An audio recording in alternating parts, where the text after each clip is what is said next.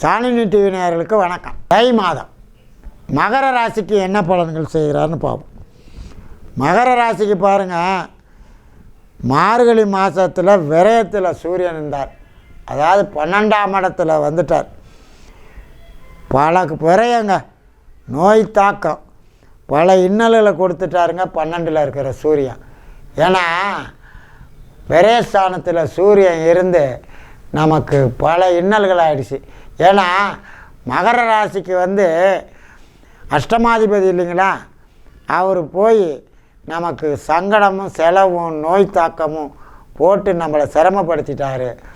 இப்போ பாருங்கள், உத்தராயண புண்ணிய காலமான மகர ராசியில் சூரியனை உட்காந்துட்டார்.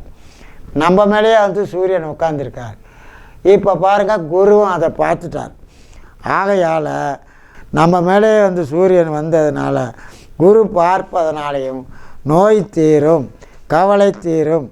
கணவன் மனைவி உறவுகள் நண்பர்கள் ஸ்தானத்தில் 7ல் செவ்வாயும் சந்திரனும் நீச்சபங்கத்தில் இருப்பதால் பல நன்மைகள் நடக்கும் இந்த மாதம் மகர ராசிக்கு.